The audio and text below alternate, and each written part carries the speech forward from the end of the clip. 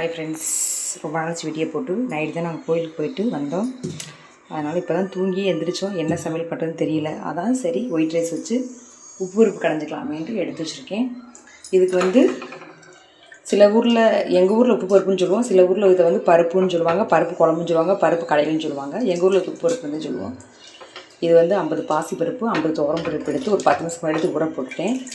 இப்போ அதை கழுவி இது கூட தேவையான பொருளுண்டா 2 பெரிய வெங்காயம் எடுத்து வச்சுருக்கேன், 3 தக்காளி, 3 பச்சை மிளகாய் எடுத்து வச்சுருக்கிறேன். இதுதான் தேவையான பொருள். இதை உரித்து அதில் போட்டுக்கலாம்.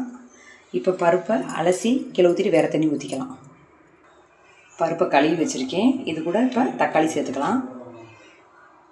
எப்போயுமே நான் சட்டியில் தான் பருப்பு கடைவேன். இன்றைக்கி கொஞ்சம் லேட் ஆகிடுச்சு, அதனால் குக்கரில் வைக்கலாமேன்னு வைக்கிறேன். குக்கரில் வச்சா எனக்கு பிடிக்காது. ரெண்டாவது ஒரு விசிலுக்கு மேலே வச்சோம்னா பருப்பு குழண்டு போயிடும், அது டேஸ்ட்டை மாறிடும். அதனால் நான் வைக்க மாட்டேன். இன்றைக்கி அவசரனால வைக்கிறேன். பச்சை மிளகா, வெங்காயம் எல்லாம் போட்டுக்கலாம். இல்லை நான் ஒரு வெங்காயம் தான் கட் பண்ணி போட்டுக்கி ஒன்று தாளிச்சிக்கலாம். பெருங்காயத்தூள் போட்டுக்கலாம். பெருங்காயத்தூள் கண்டிப்பாக போடணும், ஏன்டா பருப்புனால வகுறு மஞ்சள் இருக்கும் சாப்பிட்டா, அதுக்காக போட்டுக்கலாம். பாருங்கள், ஒரு கப்பு தண்ணி ஊற்றுறேன், மூழ்கிற அளவுக்கு போடுறேன். போதும், ஒரு விசில் தான் வச்சா போதும். பத்தலைன்னா நம்ம தண்ணி அப்புறம் ஊற்றிக்கலாம். இதை எங்கள் ஊரில் உப்பு பருப்புன்னு சொல்லுவாங்க, சென்னையில் கிள்ளி சாம்பார்னு சொல்லுவாங்க. ஒவ்வொரு ஊரில் ஒவ்வொன்று சொல்லுவாங்க. ஒரு 2 பல் பூண்டு போட்டிருக்கேன். மஞ்சத்தூள் போட்டுக்கலாம். அவ்வளோதாங்க. இன்னைக்கு தாளிக்கையில் எண்ணெய் போட்டு தாளிக்கணும்னு பார்க்கலாம். குக்கரை மூடிக்கலாம். குக்கரை மூடியாச்சுங்க. ஒரே ஒரு விசில் வச்சா போதுங்க. 2-3 விசில் வச்சா பருப்பு குழண்டு போயிடும். அது எனக்கு பிடிக்காது. இது ஒரே விசில்லையே நம்ம சட்டியில் வச்சு கடையிற மாதிரி கடைஞ்சிக்கலாம். இப்போ விசில் போட்டுக்கலாம். ஒரு விசில் வந்தால் போதும். விசில் வந்ததுக்கப்புறம் காட்டுறேன் பாருங்கள்.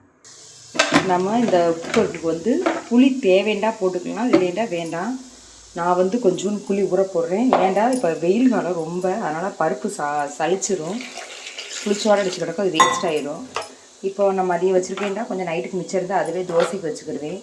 அதுக்காக தான் கொஞ்சம் புளி போடுறேன். முழுவதும் புளி எடுத்து, இந்த புளியை நம்ம முன்னாடியே போடக்கூடாது. இந்த பருப்பை கடையும் போது அதில் போட்டு கடைஞ்சோம்னா அந்த பருப்பில் கொஞ்சம் புளிப்பு சுவை இருக்கும். அதே சமயம் வெயில் நேரத்தில் கெட்டும் போகாது. அதுக்காக கொஞ்சம் புளி போடுறேன். தேவைன்னா உங்களுக்கு புளி போடுங்க, இல்லை நாங்கள் அப்பையே வச்சு சாப்பிட்ருவோம் அப்படின்னா புளி தேவையில்லை. ஒரு விசில் வந்தால் போதும். கொஞ்சம் அந்த 2 வெங்காயத்தில் கொஞ்சம் தாளிக்கிறதுக்கு எடுத்து வச்சுருக்கிறேன். பருப்பு வெந்துருச்சு. இப்போ வாங்க அதை தாளிச்சுக்கலாம்.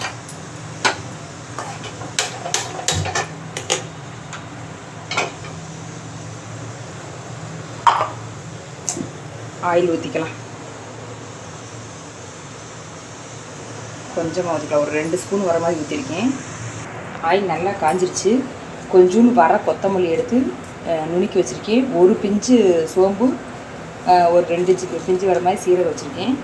இது போட்டு தாளித்தா தான் ரொம்ப வாசனையாக இருக்கும். வாங்க, எண்ணெய் நல்லா காஞ்சிச்சு பாருங்கள். இப்போ போட்டுக்கலாம்.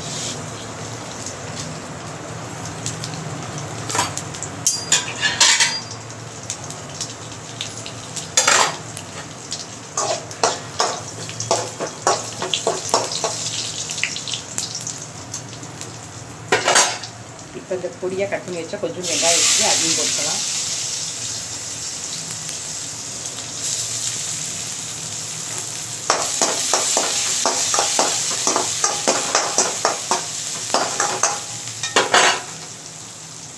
கருவேப்பிலை போட்டுக்கலாம்.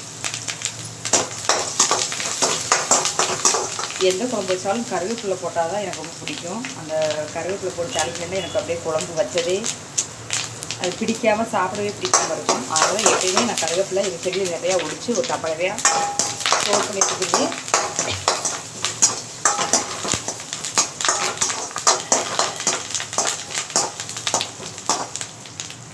நல்லா வதங்கட்டும்.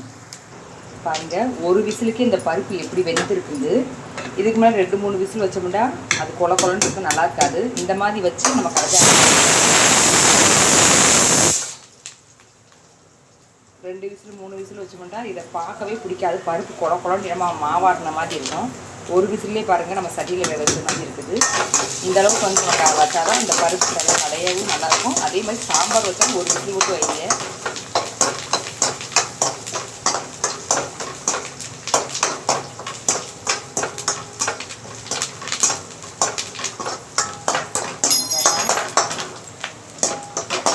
நல்லா வதங்கிடுச்சு. இப்போ இதில் பருப்பு ஊற்றிக்கலாம்.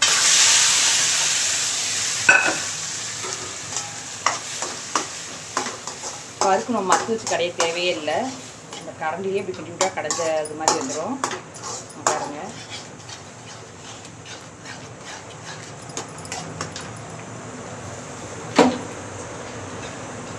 நம்ம உப்பு ஃபஸ்ட்டு போடலை. இப்போ தேவையான அளவு போட்டுக்கலாம். பத்தலைனா போட்டுக்கலாம்.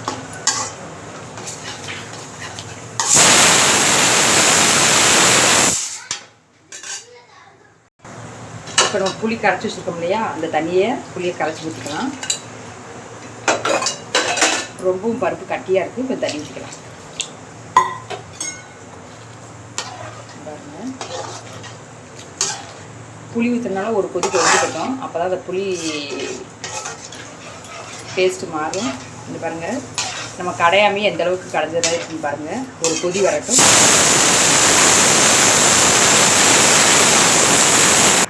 நல்லா பருப்பு நல்லா பருப்பு நல்லா கொதிச்சிருச்சு. இப்போ அந்த புளி கரைசல் எல்லாமே நல்லா குழம்பு டேஸ்ட்டுக்கே வந்துருச்சு. பச்சை வடை போயிடுச்சு. இந்த மாதிரி நீங்கள் ஒரு தடவை உப்பு பருப்பு கடைஞ்சி சாப்பிட்டு பார்த்துட்டு எப்படி சொல்லுங்கள். இது வந்து சாதத்துக்காக தான் நான் வச்சது. ஆனால் இதுவே நம்ம தோசை, இட்லி, தோசை எல்லாத்துக்கும் யூஸ் பண்ணிக்கலாம். இந்த மாதிரி நீங்களும் வச்சு சாப்பிட்டு பார்த்துட்டு எப்படி இருக்குன்னு சொல்லுங்கள். பிடிச்சிருந்தால் லைக் பண்ணுங்கள், ஷேர் பண்ணுங்கள், கமெண்ட் பண்ணுங்கள். பாய்.